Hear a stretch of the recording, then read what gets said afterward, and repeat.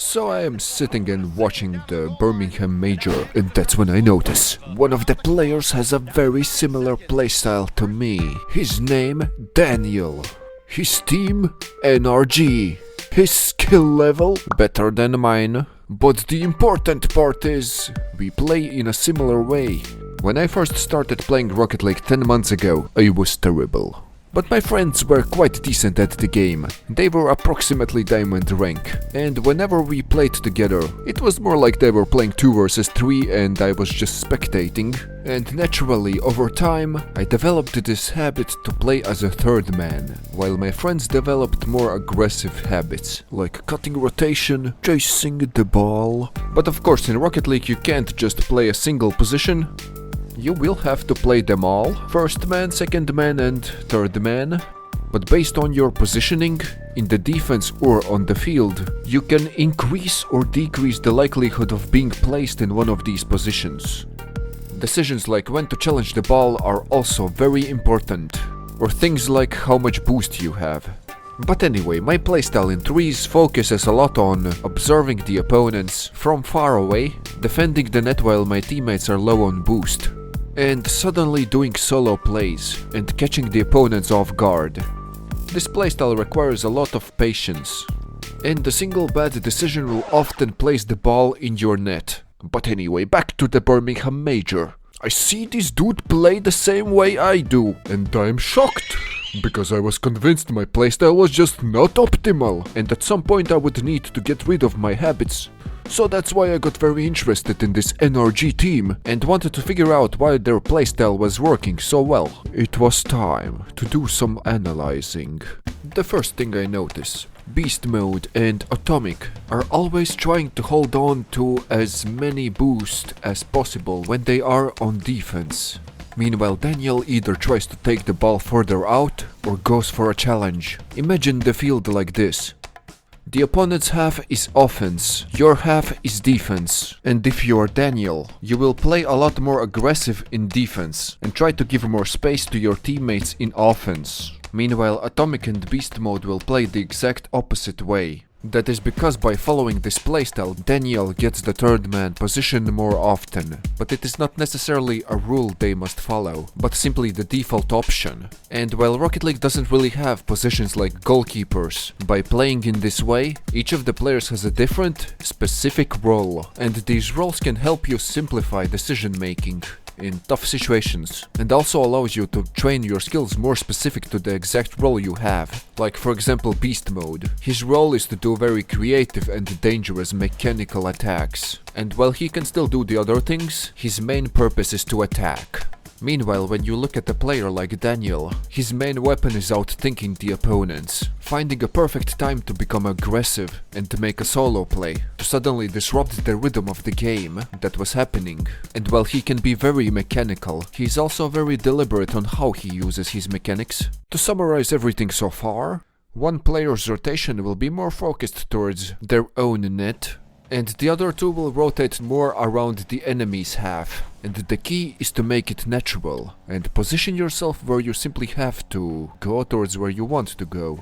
Let me show you some ways NRG makes Daniel the third man more often. The first one should be obvious, kickoffs. Whenever he and another teammate are spawned in the same distance from the ball, Daniel will go and grab himself boost, immediately making him the third man. This is a hard cheat. This is a soft cheat. And this is how Daniel cheats. Next up. If one or both of your teammates are out of boost or out of play and the ball is in your half, it is time to go for a solo play and get the ball into the enemy's half. And while sometimes Daniel gets a teammate behind him, it is usually just a solo play to get extra time. And after the solo play is done, you will probably resume your third man spot. And this can also become a weapon whenever your teammates do have boost, because they will start their usual 2-man attack with momentum. The next thing is, Daniel doesn't really stay as close as other pro players when they are third man, giving him less opportunities to suddenly jump in as backup, but also making it safer in case of a counter-attack. But the beautiful thing about staying a little bit further back, you can shorten the distance pretty quickly, while trying to catch up for a counterattack in reverse tends to go badly. What advantages does this type of team play provide? Well, for starters, basic human psychology works against our opponents here.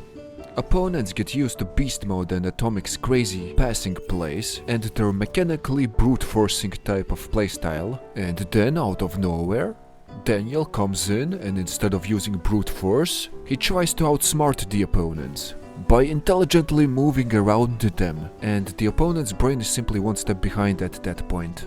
Not to mention the sudden change from two people attacking to suddenly Daniel jumping in there. But not just anyone would be able to pull all of this off, as you need exceptional talent, like Daniel, both mechanically, but more importantly, a talent in outsmarting the opponent. I mean, I am definitely falling short when compared, and here are some examples of his brilliance. Here we can see First Killer has popped the ball and is about to do an aerial attack. So what does Daniel do? He flips forward and allows him to attack. And for some reason it works. But to truly understand what he did here, you need to watch from First Killer's point of view. You can see Daniel is the only defender, and it appears like he's jumping up to challenge him. So he turns his focus on the ball, and wants to make sure that he can get the ball around him in the air. But when he gets to the ball, there's no one there.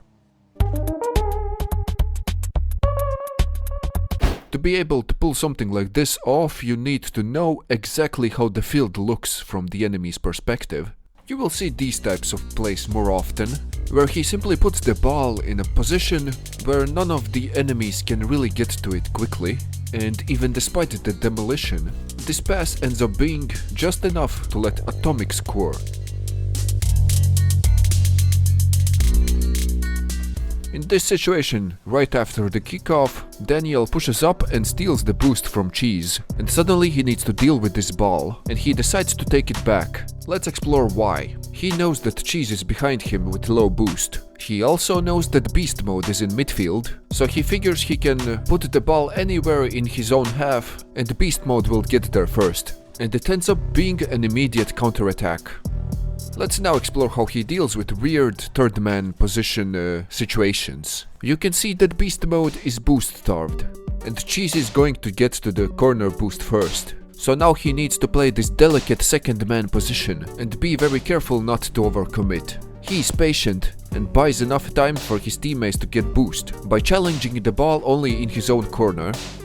Third man positions usually force you in these weird situations, where you need to do quick and smart decisions, and it is very high stake, because a small mistouch or a bad decision means you will get scored on. Not to mention you will also be a high priority target for demos and bumps, because if they get rid of you and get possession of the ball, your net will be wide open.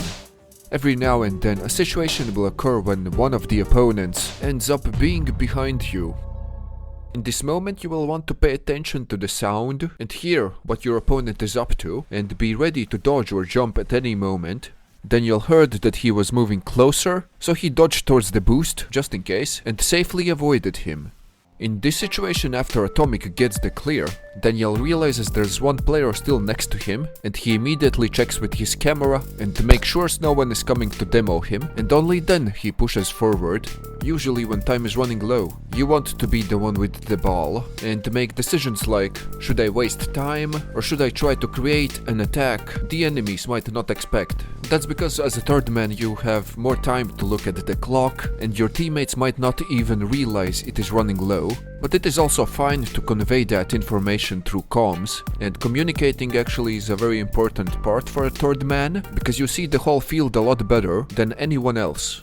For those debating if they want to play in this way, there are a few downsides, like there will definitely be games where your score is really low, and not necessarily because you played badly, but simply because you won't go for the ball as much. Some people might find it less fun to play this way, because you have fewer opportunities to do something cool with the ball, but if you play it like Daniel, the few opportunities you do get will usually have a higher chance to succeed. Thank you for watching, subscribe, bye bye.